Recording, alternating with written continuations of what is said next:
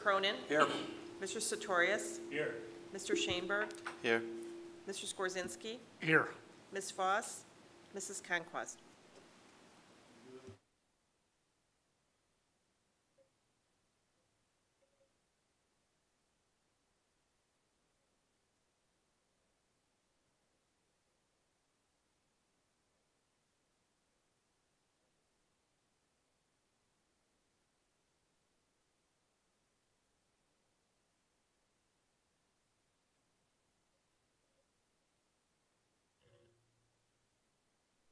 Okay, I need a motion to approve the agenda. I'll make a motion, we approve the agenda as presented. I'll second that motion. All those in favor? Aye. Aye.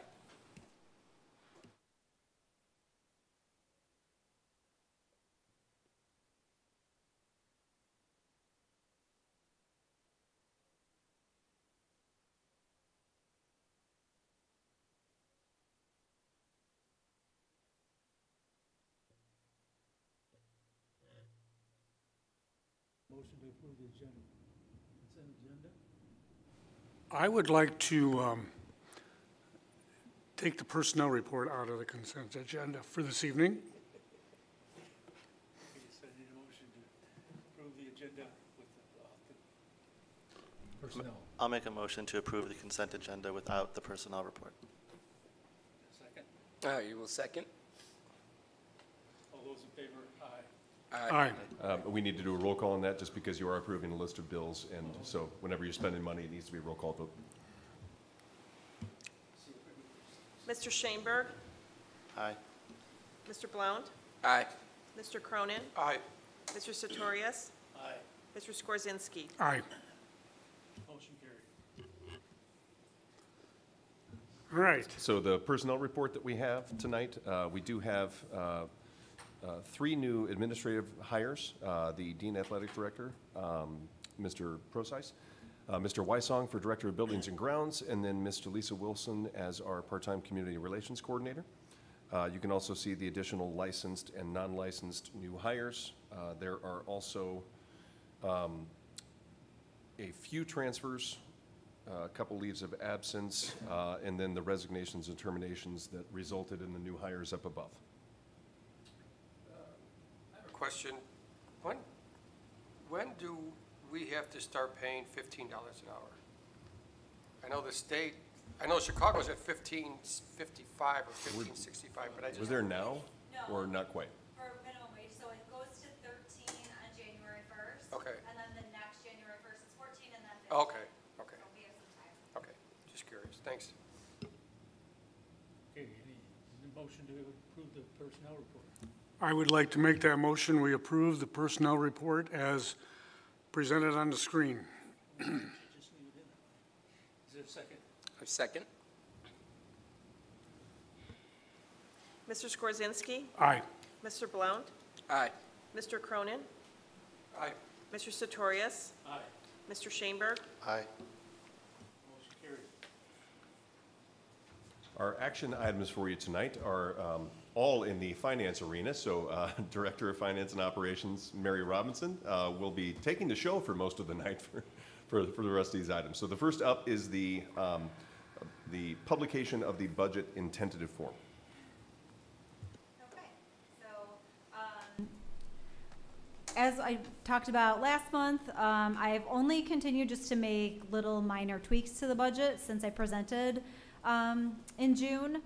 So all of our 21-22 school payrolls are done. So there's certain figures in the budget that are pulled directly off actuals. So those have all been finalized. We also did add the addition of 3 special education program assistants. So those have now been included into this budget. And then the major difference that you're seeing, where last month we showed just a slight surplus in the operating funds, now you'll see that $5 million. Really, it would just be more like the 6,246. That would be our true operating surplus. But we have these additional $5 million, and that's really the timing of the working cash bonds that we are recommending be issued. So we will issue that working cash bonds, but then we won't spend any of it this year. That is all due to be spent in the next 2 fiscal years. So that's just a timing thing. And then the other main difference, if you were to look at this compared to last month, is in the non-operating, so the lower half of the screen. In the debt service fund, there's now a surplus, and that again has to do with the new bond issue. Again, with the timing of the bond issue, we receive the tax dollars ahead of time so that we have the money, so that when the payment is due. So we will begin receiving some of the tax dollars to cover the bond payment in the spring of '23. So now there'll be a slight surplus. So, just as a dumb question, the $5 million that we're getting, but we're not gonna spend this year, is that, do we make interest off that money, or is it? if Sure, it's- yeah, no, I can invest it all out, and so we'll earn interest the entire year on it, yeah, And absolutely. what kind of investments do we do? So we'll do a variety. I mean, when I need things soon, I just let it sit in our money market, and that rate is actually increasing, but then I can also go out into like CDs, and that's what we use. We also use PMA, and they invest in different types of investments for us. Thanks. So any other questions? That's all I really had. So again, timing, this is the tentative budget, so now the budget will be available on our website, and we will publish it in the newspaper, and then we also are setting the public hearing, and that will be on September 19th, which is our regular board meeting, the same day as our regular board meeting. So the recommendation is that we approve the budget in the tentative form and set the public hearing. Yeah, I believe what your action is you're placing the budget on display. You're not Okay. actually approving a budget tonight. You're Correct. placing it on display and setting the date and time of your public hearing for September. So again, this is just another required step in the budget process. Your legal requirement is to adopt it by the end of September, but you have to have 30 days prior to that September meeting, and the August date was just too late, so we're doing this in July. And then we don't actually publish the budget in the paper, we publish a notice of the public hearing in the paper. Okay, so I need a motion to approve the publication of the tentative budget. I'll make a motion to approve that. I'll second it. Go ahead. Mr. Blount, Aye. Mr. Skorzynski, Aye. Mr. Cronin, Aye. Mr. Sartorius, Aye. Mr. Schoenberg. Aye. Okay, so next. Next action item. Yes. So next is the resolution abating the working cash fund of the district. So the HVAC project that we currently have going on at Minooka Elementary School, we've talked about before. The project was approved for $2.45 million. We are currently using $1,040,000 from the Federal American Rescue Plan funds to cover a portion of that project. We need the additional $1.4 million to be abated from our working cash. And so we are recommending that the board approve this resolution that will provide for the permanent transfer from working cash. And what we do is we transfer from working cash to operations and maintenance. And then this resolution also gives us the authority to then transfer from O&M to capital, since we do end up paying the invoices for the project out of our capital project funds.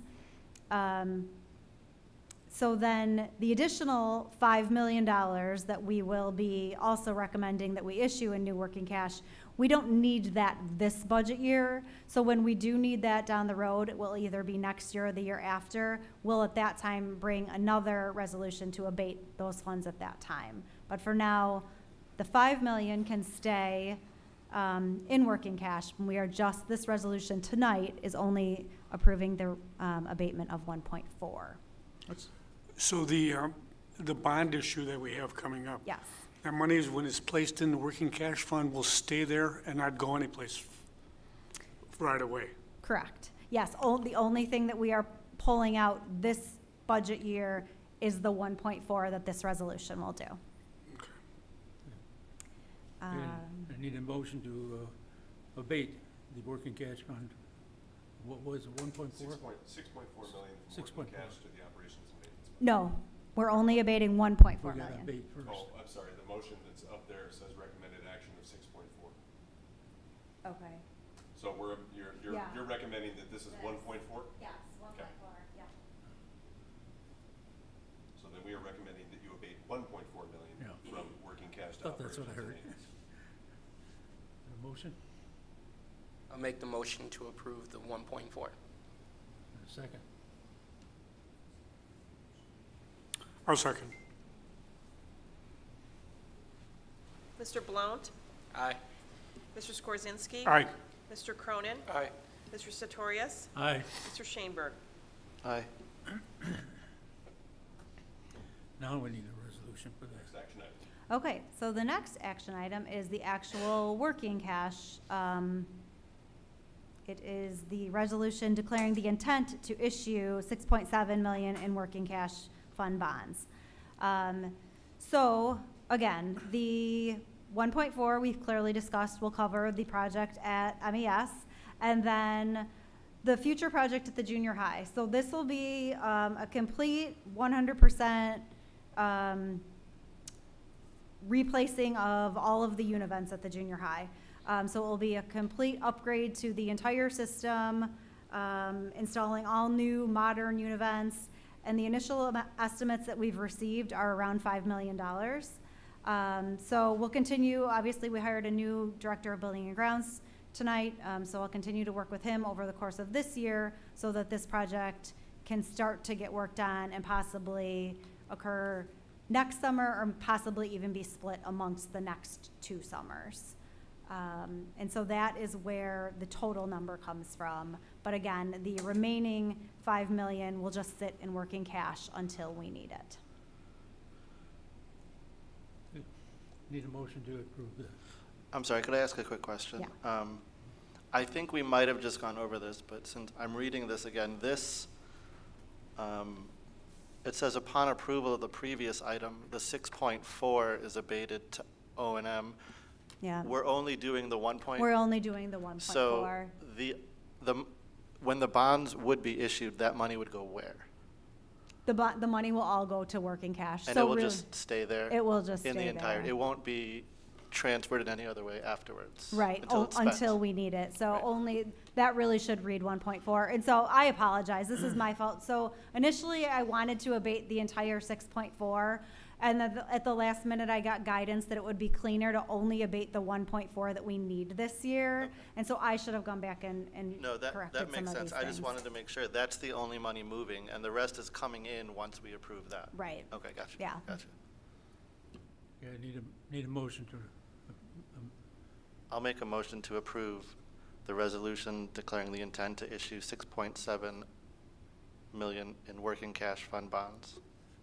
second. Second that motion. Well, I'm glad you came tonight, Steve. Okay, Mr. Schoenberg, Aye? Mr. Blount, Aye. Mr. Cronin, Aye. Mr. Sartorius, aye. Mr. Skorzynski. Aye.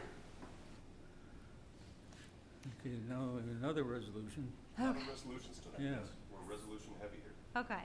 So this resolution this one is really based on timing. So by the time that the bonds are sold, it will be October, and we will have already spent 1.4 million on the project at Minooka Elementary. So this resolution allows us to use the bond proceeds to basically reimburse ourselves for those expenses. So you will see in July a big payment to the company, the contractor, and then you'll see probably the majority of the balance in August and then maybe September. But I would expect that the whole project would be paid out by October. So again, it's just allowing us, because we are issuing these bonds at a tax exempt status and we have said we are spending them on projects, and we already have spent the money, so now we're basically spending and reimbursing ourselves. So it's just a timing thing. Okay, so I need a resolution for calling for the public hearing. Nope. Nope. No? This is resolution expressing official intent regarding certain capital expenditures Oh, to be okay, there. reimbursed. I jumped one there. Okay, I need that one. I'll make a motion to approve a resolution expressing official intent regarding capital expenditures to be reimbursed from proceeds. Any second? I will second that motion. Mr. Shaneberg, Aye. Mr. Blount, Aye. Mr. Cronin, Aye. Mr. Sartorius, Aye. Mr. Skorzynski. Aye. So the last resolution is, again, just another legal step in the process that this sets the public hearing. So this is a required step in the process, and we recommend that the board set the public hearing on the same day as our next regularly scheduled board meeting, which is August 22nd. And at that time, anyone could come to the board meeting and speak on this issue if they so choose. A motion, that's August 22nd, you said? August 22nd at 6 o'clock PM. I'll make the motion that we adopt that resolution for the public hearing. I will second that motion. Mr. Skorzynski. Aye. Mr. Blount, Aye. Mr. Cronin, Aye. Mr. Sartorius, Aye. Mr. Shaneberg. Aye.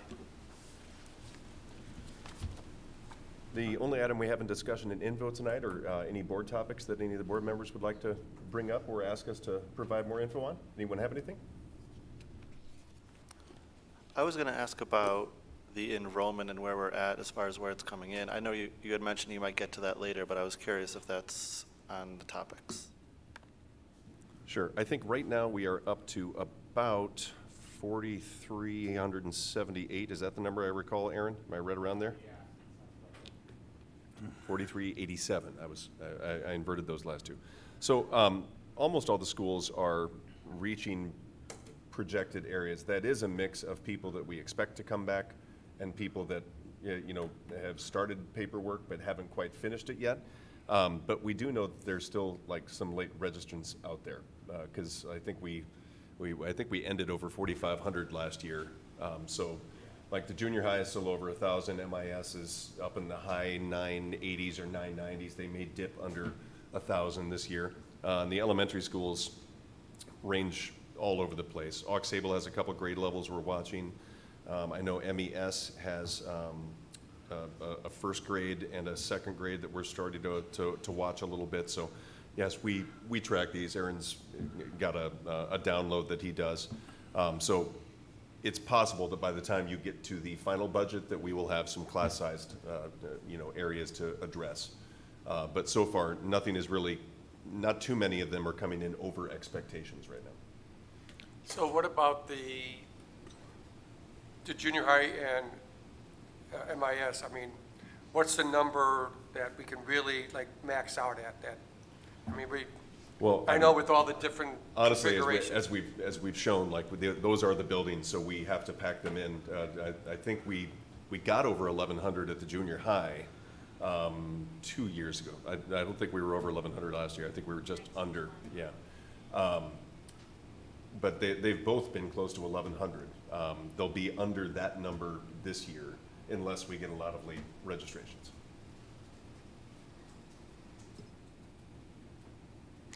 You know, our kindergarten numbers look small.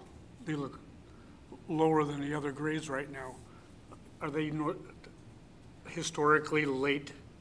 Yes, Signing them up? kindergarten is always one of the last ones that will, like last year, I remember Aux Sable was very strange, late into the, like almost August, where we were, transferring people around so kindergarten is historically one of the worst to try to project.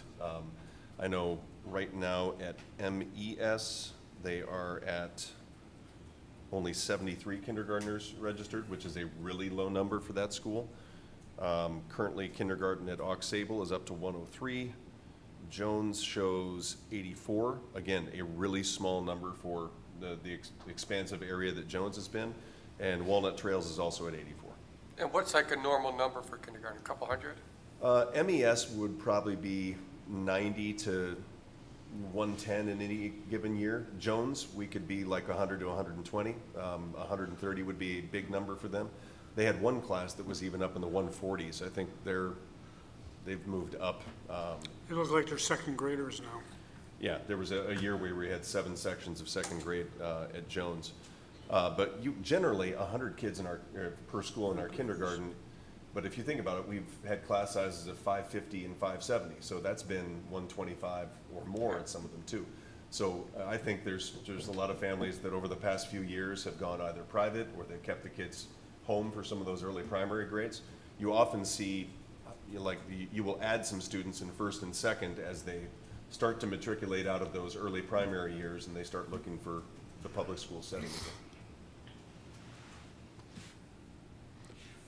How many, since we're talking about enrollment, our staff, are we short staff any place? Teaching staff now. Yeah, almost all of the regular positions are filled. I can't think of any outstanding regular full-time positions. We have a few leave positions that we're still trying to fill.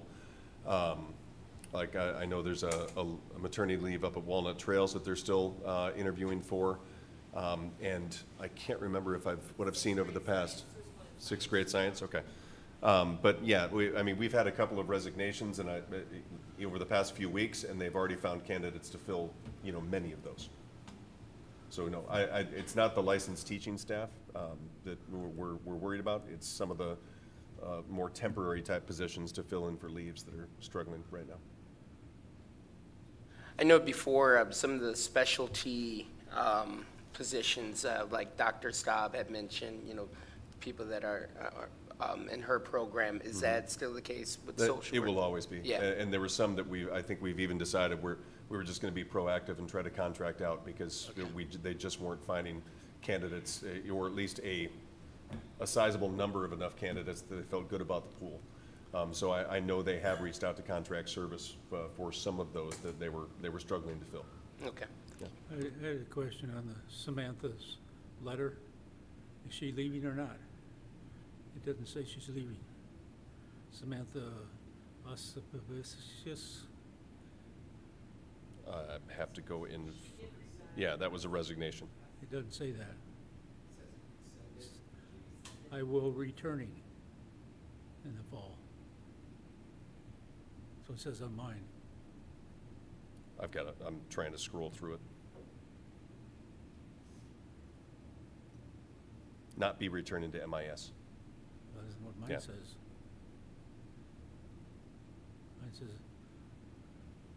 I just wanted to give you, let's see. I also want to let you know that I will returning in the fall and get a offer. Yeah, I think it's a typo. I believe Okay. she intended, Okay. that's a resignation. Not Okay. be returning is what that Okay. was, so, Just a question. yep. All right. We want to make sure we keep Yeah. Glad you caught it, that you passed the test right there. I passed the test. All right. I read it. All right, let's move into admin reports. Mr. Souza, did you have anything else? Well, surely he spent some money. No, he, It's your reputation.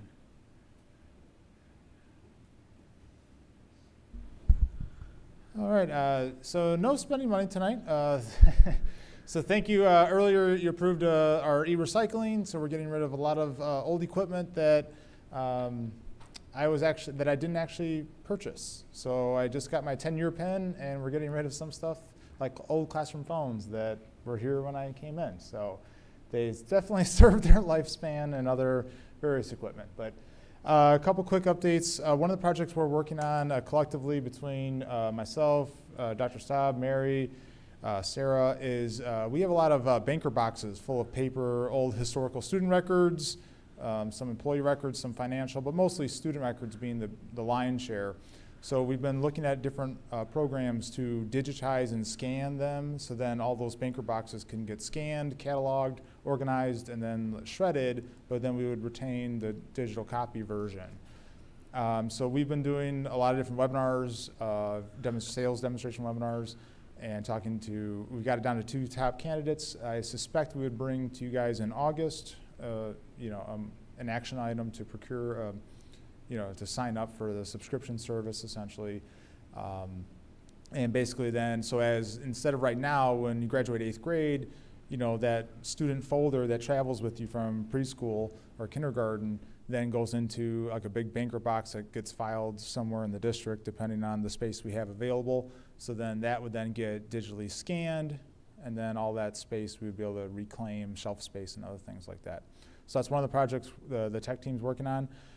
Besides that, on the technology front, we're so far, knock on wood, we're doing pretty good for the start of the school year. We still have a lot of smaller projects and things. The only thing kind of big is we're still waiting for the 5th grade cases to come in for Chromebooks, hoping to get them next week. But as long as we get them before August 15th, honestly, it'll be okay to get them in the cases to be distributed out to the 5th grade students. With that, I'll take any questions. So getting back to the boxes and the scanning, I mean, how many years worth do we have? 100, not really, like, a century. And so we literally from the beginning. Yeah, I mean, I don't know, that's probably an exaggeration. Yeah. There are probably still minutes from possibly 100 years ago. Yeah. But we can't scan those because we'd be unbinding leather-bound books. Yeah, part of the problem in the time-consuming portion is going to be peeling out the staples out of stuff. You can't obviously run a staples through a scanner machine. So, but we've got student records we're supposed to keep on file for 60 or 65 years. So we've had we had a flood one time that, cleaned that up a little bit. But so are we doing it, or do we hire a company to do it? so we're looking. Most I'm likely, we confused. would probably self-do it. But once we nail down the solution, we would then get quotations to see like if we wanted 20 banker boxes to go away, what would that cost? Because they offer that both That companies. they'll do it. They would Yeah, do it. we offer that, but the cost may be pretty high. I don't know that. We've been trying to find the product that would hopefully over time do students, some financial like employee payroll record stuff, and just regular like evaluations and employee stuff. So unfortunately, one product excels over on this kind of pie wedge, and then one product excels over here. So we're trying to find the happy medium that does everything well or pretty well. So that's what we're evaluating right now, and hopefully in August bring you a So once this is done, then every year do we just scan and digitize? Yeah, Or do so we wait 60 there's more years? 2 phases. I mean, the first year is going to be taking all the old stuff that we just want to digitize, and then the next phase is going to be, okay, at the end of the school year or fiscal year, scan that, and then as we go forward, get better at just like printing, if you will, or saving from your computer directly right into the system. So then you have, at some point, then you stop generating just paper in general for like student stuff. It's just getting there is going to be a challenge. I mean, this is like signing up to climb the mountain,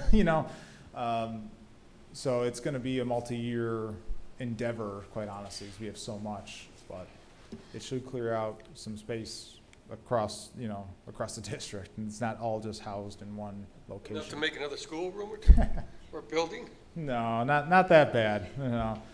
Where is all this saved? So both solutions would be like a cloud-hosted provider, so it's not a server on site that we have to manage, maintain, or worry about. So you're basically paying for the subscription to save X amount of data per year, or access it, or how many accounts you need to pull data. So what's really nice is with these kind of solutions, when another school district wants all the records, or just an ex-student wants their records back, we can just, instead of digging down through banker boxes, depending on what year you graduated, it'd be more like find the student, find all their files, and then shoot them like an email link with 35 PDFs or whatever it turns out to being. Here you go. Here's everything we have on you. So it really should help out a lot. So I know they do waste a lot of time when a records request comes in for a graduated student from 4 years ago. Luckily, it's not a lot, but it does waste a lot of man hours, if you will, doing that. So again, we've been looking at lots of, various systems, but we've got our top 2 finalists and likely bring a recommendation in August. I inspected a school several years ago that was storing all their stuff on a 5 1/4-inch disc, 3.5-inch disc. And come to find out, every one of them was blank for like 20 years, because they just pushed a button that said to do it. That was it. Never checked it. Yeah. Yeah, so what will be nice with... That's the third company we were looking at. We have eliminated them. That's the express solution. It doesn't cost that much. But yeah, the nice thing though is, you know, you'd be able to see pretty instantly once you scan something in, like what it looks like. And both systems can kind of learn and like, okay, this is a student record, but pretty exciting stuff.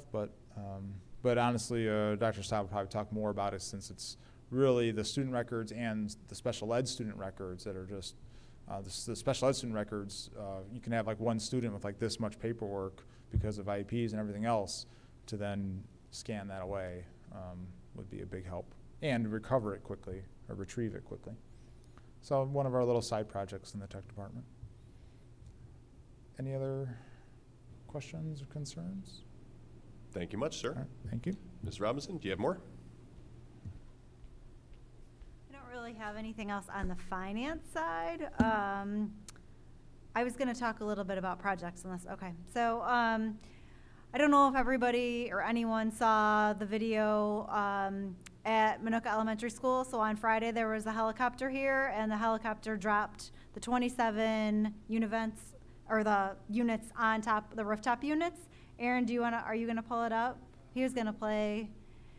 So we started Friday, it was, gosh, I think it was like 7 a.m. I think we woke up the entire neighborhood. But all of the units were in the parking lot, and one by one, and it took them about a minute and a half per drop. And the whole thing was done in like an hour. It was pretty cool. We would just fly over, and then you can see this is the first one, I think.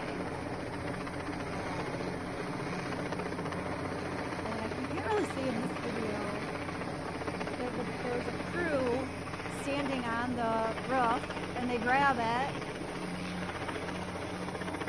It's pretty cool. It was pretty cool to watch. We had the neighborhood people from the neighborhood. We did. Well, we didn't give the whole neighborhood, but yeah, the people that live close by, Jason, our assistant director of building and grounds, went and talked to all of them so that they knew. But that was it, and then he would go back and get another one, and he just, yeah. Yep. Yeah.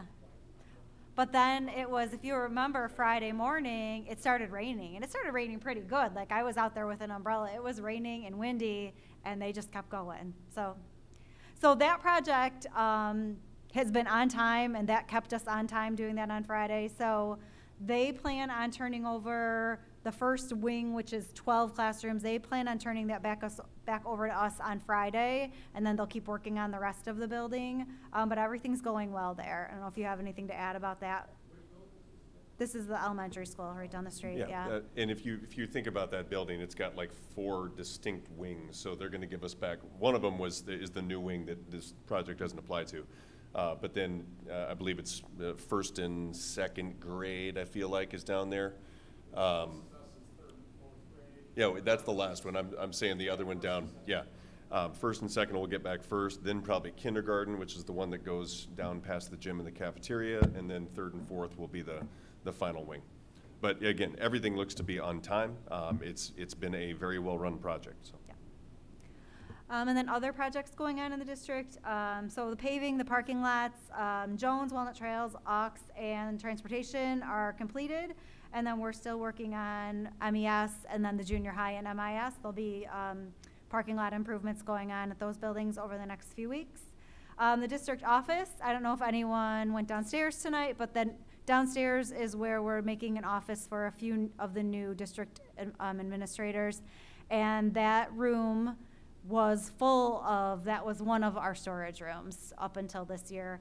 So that room is completely emptied out. The flooring has been all redone, painted, all the electrical work, and the new furniture was delivered today. So that is moving along. If you want perspective, that room is directly underneath that half of the room. Like directly under us is the Buildings and Grounds office. Across the hall from it is where the new office space will be for Amy Pellinarsh, Erica Martinez, the new community relations. That's the space we created for those folks.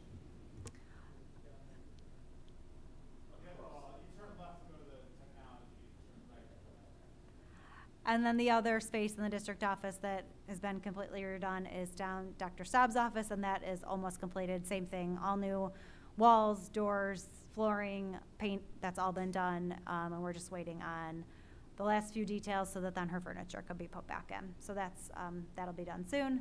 And then the MPC playground is due to be delivered on August 1st.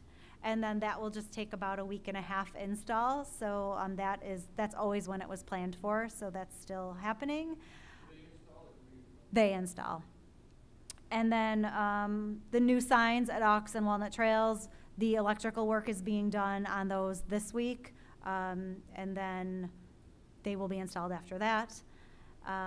The new scoreboard at the baseball field will be delivered on August 5th, and that's just a one-day install, and the company, they will install that. And then at the junior high, there's been a lot of work that's already been completed there. So the main office, all new flooring. I don't know if you recall the main office, it has one big, large desk that was falling apart. So a new desk was delivered today. So they already did the new floor, and they painted. So the desk was delivered today and will continue to be put together today and then tomorrow. And then the other part of the junior high was the cafeteria. There's new flooring has been completed there. And then the other project at the junior high, we are doing the ADA ramps out by the track.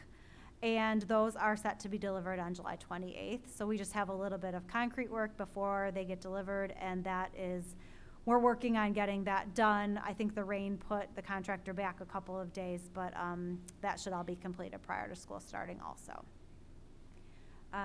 That's all I had on projects. Did you have anything to add? Just the basic, the basic summer prep of the buildings. They look fantastic. Like I walked around every one of the buildings when I was allowed to, because a couple of buildings I walked in and they were like, "That's wet wax, get off that floor." So I had to turn around quickly. But MIS, the floors look impeccable. The crews have done a great job of stripping, cleaning, and then re-waxing and all of that. So we really look like we're going to be on pace to. We like to target August 1st for when we can allow staff to get back in the buildings if they want to come in and start prepping a classroom early. I see no reason that we won't be able to meet that target. When are the principals due back in? It ranges. Again, they have 225-day contracts, so most of July they will be out, but like Mrs. Monroe was at Walnut Trails today. I'm sure if I wander around the district on any given day, one or two principals are going to be in there in the month of July. By the end of July, they've probably all started to migrate back because they're doing finalizing class rosters. Yeah. What's the timeline on the stairs outside here? So that project has not been bid out yet. So I was actually waiting for our new director to start. Our previous director had worked with the architects on that, and it's ready to go, but I didn't want to start it while someone wasn't here. So that will be next. That does not have to be done prior to school starting, so that more than likely will happen in the fall. Yeah. And when is the first day of school? August 17th. Teachers are back on the 15th, 17th is students. So I wanted to say, I know it's many other people, but you're the one at the podium, so it's clearly a whole lot of work that's been going on, so thank you for a whole summer's worth of work. I agree. Yeah, sure, no, and it's definitely not me, so I do want to say thank you. So with our director resigning, obviously the timing was harsh on that, but our assistant director, Jason Winterbottom, and then our night supervisor, Ben Shively, who has been working during the day, they have completely stepped up and are doing an awesome job. They're managing all of this, so they're both doing great. And then I was going to talk a little bit about food services. So with the renovations at the cafeteria, the other improvement we made there is we got all new tables. And the tables, I think we talked about this previously, but it will allow us to have, the shape of the tables will allow us to have more students in the cafeteria. So for the first time, and I think it's been 3 years, we won't have to do 9:30 a.m. lunches. So our first lunch will now start at 10:15 or 10:17 will be the first one. And we'll only run a stagger of 8 lunches where they were previously running 10 that started at 9:30. So that's a big improvement. That is huge. Yeah. I mean, to have a 9:30 lunch is just. Yeah. And then, like we talked about, students, if they don't qualify for free lunch, they will be purchasing their lunch. And we will go back to now this year serving the variety of fruits and vegetables like we were in the 1920 school year. The other thing that we were doing that we are bringing back is like the a la carte menus. So at the junior high, we were to the point of offering, along with the meal of the day, you could get either a pizza or a burger or a chicken sandwich every day, and they were continuing to add more items.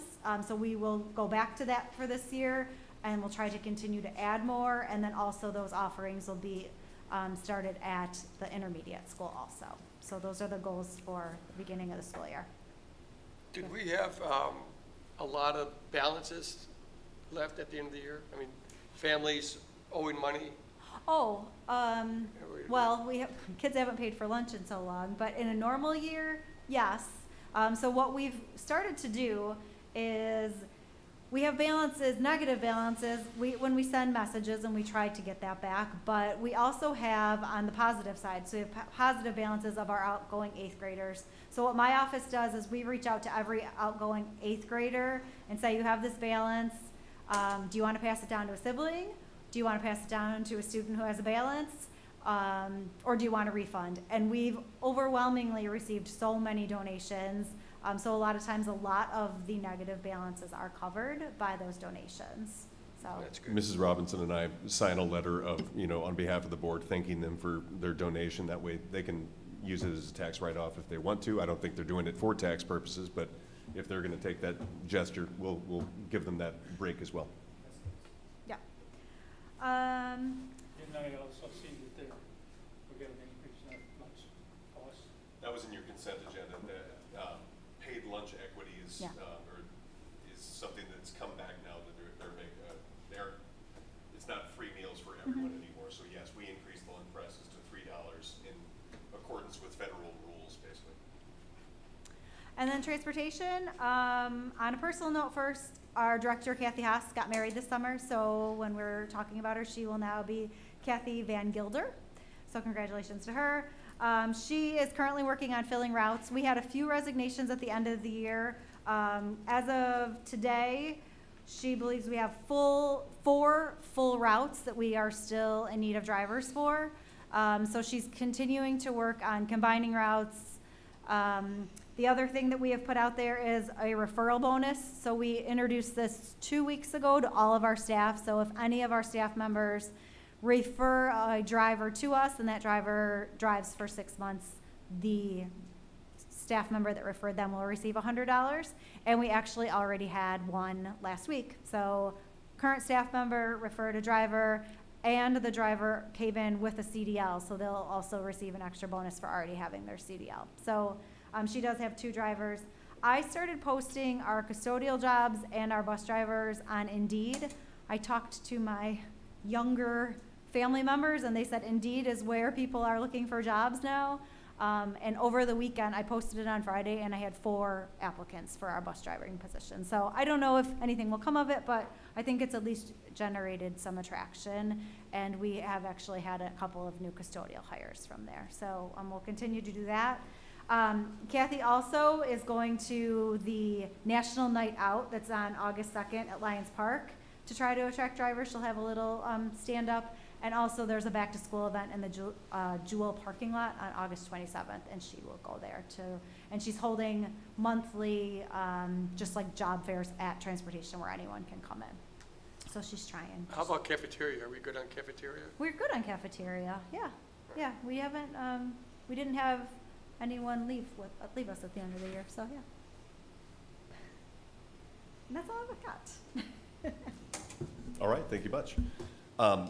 Just like last month, Dr. Staub is on a family vacation, but she did put lots of stuff in her report to the board, so make sure you go in and read that. She provided a lot of information about the free and reduced numbers that you were asking about last month, so that is in there as well. For my report, I will just say we did get another batch of policy updates from the IASB press service, so in August we will bring that in the consent agenda, and any of them that you want us to pull off for further consideration, we can talk about that in August. Following up from our discussion last month about safety, security, school resource officers and stuff, we're looking to put a special meeting together probably the week of August 8th. So if you can let Lori know what your availability is that week, preferably the Monday or Tuesday, but if we need to push it later that week, we can. But we'd like to invite local law enforcement in to talk with the board about what an SRO could do, or, you know, all of those systems. So that's the week we are targeting for that. Finally, in your personnel report tonight, you approved the resignation of Anna Martinkus, who was the MEEA president. So now the mantle goes down to Mr. Steve Huffman, who is the I don't know if it's been crowned or anything, but he will be the new MEEA president. So look forward to continuing to collaborate with you on behalf of the district, Steve. So congrats for that. Yeah, yay. And congrats to Anna. She got an administrative job in Joliet, so we're excited for her as she begins a new phase of her career. She was wonderful to work with, and we know she's going to do great things over there. And that is all that I have. If you have any questions for me, otherwise we do not have anything for executive session, so that's all. It was a lot easier